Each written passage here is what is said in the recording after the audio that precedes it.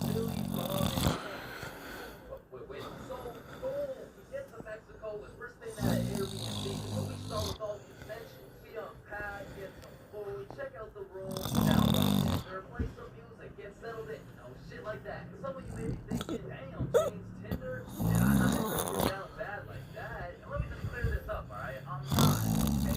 I'm down horrendous, and you really don't know me at all. It's not how to Mexico without running a three-man with the home. So I'm just doing what I gotta do. Don't hate the player, hate the game. So we got there on a Monday. For the first few days, we're exploring, we're trying some food, some beaches, and it's great, a bunch of nice and relaxing shit. But at night, it's fine time, bro. I was swiping more than a girl with daddy's money, and I was shooting more stuff than Drizzy Drake at his local middle school. By the time Thursday rolled around, I secured the first three.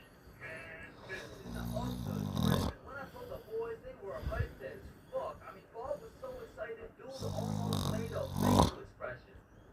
So before we went out, we had to get teed up. And lucky for us, we spent half our food budget on a few bottles of vodka. So we're absolutely down in that shit until our Uber pulls up. We hop in the Uber and get dropped off by some bars where we plan to meet the girls. Now keep in mind, at this point, all I've seen of this girl is pictures. And there's a brutal catfishing epidemic going on. So let's just say it's completely in the realm of possibility that I set up a link with three big buff Mexican dudes. And Lord knows I'm crossing my fingers. Like hopefully there's like no big buff. I don't want the big buff Mexican dudes. So my heart dropped to my bones. I got a tap on my shoulder and turned around to see a not so buff Mexican dude with another not so